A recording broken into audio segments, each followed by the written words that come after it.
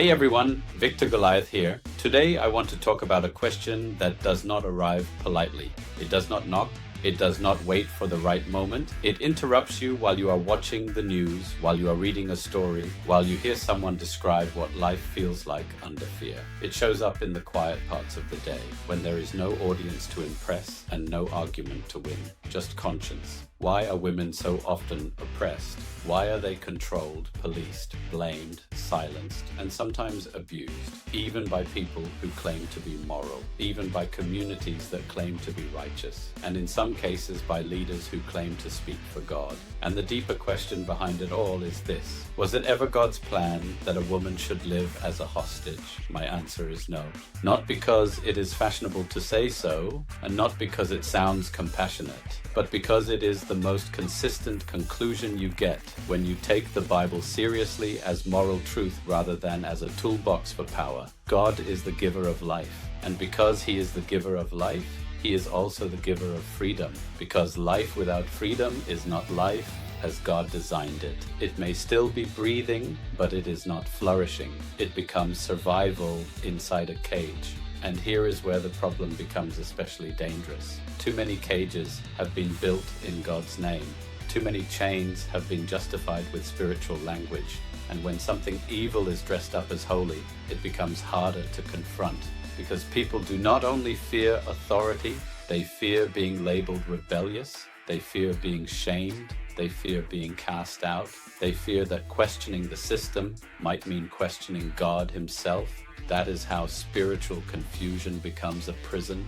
Because once you link human control to divine approval, people stop thinking clearly. They stop questioning. They stop challenging what is wrong because it feels like challenging God. But one of the most dangerous confusions a person can make is to mistake God's design for human tradition and to mistake authority for truth. Authority can be real, but authority can also be abused, and truth is not proven by volume, titles, or intimidation. Truth stands on what is right.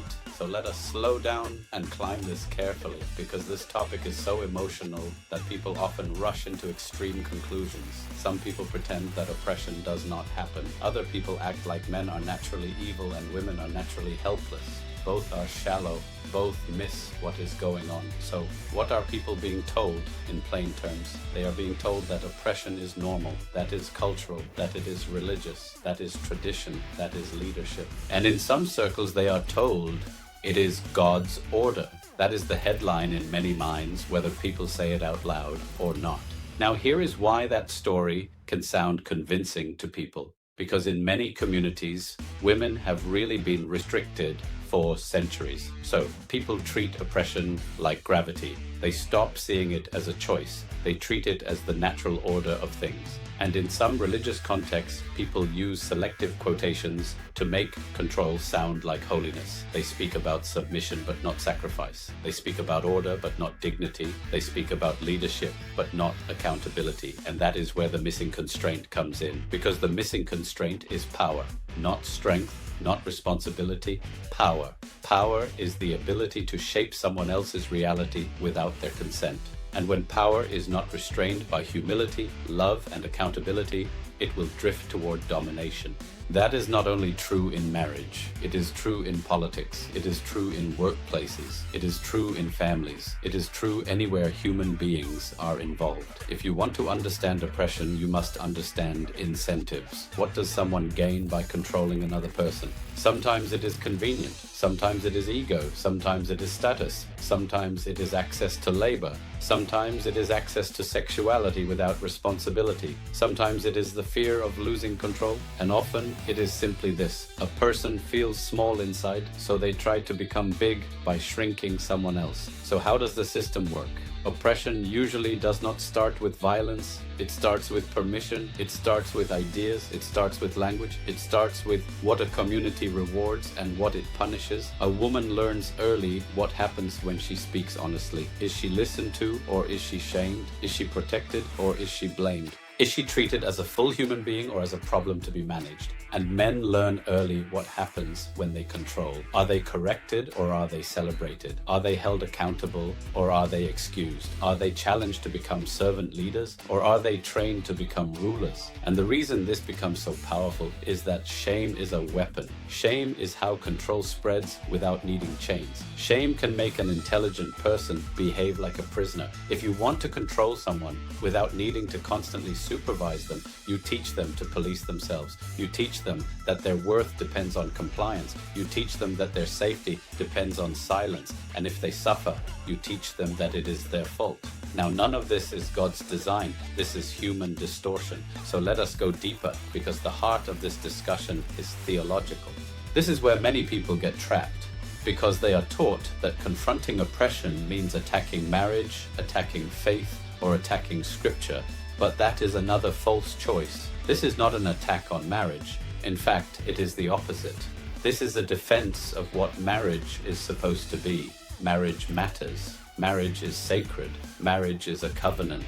It is one of the most powerful institutions God has given humanity. When it is lived as it was designed, through love, sacrifice, mutual dignity, and shared responsibility, it becomes a shelter, a partnership, a place where two people grow stronger together. But when power enters marriage like a thief, it stops being a shelter and starts becoming a courtroom, a prison, a hierarchy where one voice counts and the other learns to whisper. And that is not a covenant, that is conquest. Now here is the critical point. A covenant is not a contract of dominance. A covenant is a binding commitment to serve and protect. So any marriage model that turns the husband into a master and the wife into a subordinate has already abandoned covenant thinking and moved into ownership thinking. And ownership is not love. Ownership is control. And control is not leadership. Control is fear. So let us return to Genesis, because this is where the confusion often begins. The creation of women is often used as a justification for hierarchy, but it is a revelation of unity. A woman is created from a man's rib, not from his head, so she rules over him, not from his foot, so he rules over her, from his side, beside him, shared nature, shared humanity, shared dignity. And then we get that phrase that many people quote, but few people interpret properly: the two shall become one. Now here is what one does not mean. One does not mean one person disappears. One does not mean the woman loses her voice. One does not mean ownership. One does not mean she becomes property. One means union. One means partnership. One means two lives intertwined, not one life swallowed. And this is where something else matters enormously. Domination enters after the fall. That is a major theological clue, because it means domination is not the blueprint, it is the wound. It is not the command, it is the consequence. And the tragedy is that many people have treated the consequences of sin as if they were God's instructions for holiness. They have taken a description of broken human behavior and turned it into a prescription for marriage. That is backwards. So, if God's design is partnership, how did partnership become possession? This is where we must stop pretending the answer is simple. It becomes possession through layers. It becomes possession through fear and insecurity. It becomes possession through cultural habits. It becomes possession through incentives that reward dominance. It becomes possession through the silence of good people who do not want conflict. It becomes possession through religion being used as a shield. And that last part is serious, because religion can become a refuge, or it can become a mask for tyranny. And the difference is not whether scripture is quoted. The difference is whether scripture is obeyed in spirit. A man can quote scripture and still be cruel. A man can quote scripture and still be selfish. A man can quote scripture and still use fear to get his way. And if a community rewards that, it will multiply. So, what does all this mean in real life? It means oppression is not mainly sustained by monsters. It is sustained by systems that make cruelty normal and make courage expensive. It is sustained by the quiet complicity of people who look away. And many of those people are not cruel. They are afraid of conflict, afraid of disrupting peace, afraid of being judged, afraid of being labeled unfaithful. But peace is not the absence of conflict. Peace is the presence of justice. And when the vulnerable are being crushed, silence is not neutrality. Silence is permission. Now, I want to say something carefully here.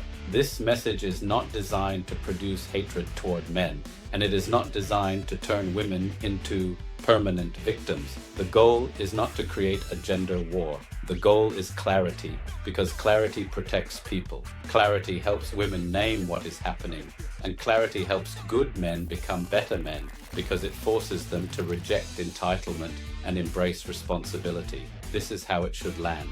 If you are a woman, you should hear this and remember that your dignity is not conditional. Your voice matters, and God does not require you to tolerate oppression in the name of holiness. If you are a man, you should hear this and remember that leadership is not control. Leadership is sacrifice. Authority is not entitlement. Authority is responsibility under God. And if you are someone watching from the sidelines, you should hear this and understand that neutrality is not always neutral. When injustice is active, silence is not peacekeeping. Silence is enabling. So, what is the takeaway? God does not author oppression. Oppression is not holiness. Control is not love. Fear is not leadership. And any system that demands a woman shrink to make a man feel strong is not a system blessed by God. It is a system corrupted by sin. The call here is not outrage. The call is moral clarity. The call is courage. Courage to tell the truth without becoming hateful. Courage to defend the vulnerable without becoming cruel. Courage to challenge tradition when tradition is disguising harm. Because the question is not only why women are oppressed. The deeper question is what kind of world we accept when we remain quiet about it. And the most personal question of all is where we have gone wrong and what it would look like to go right again. That is why this begins here, not with politics, not with rage, but with truth, because truth is the beginning of freedom. Thanks for listening. If you want more calm, honest commentary like this, subscribe and stay with me. And if this video helped you put words to something you have felt but struggled to explain, share it with someone who needs clarity right now. I'll see you in the next one.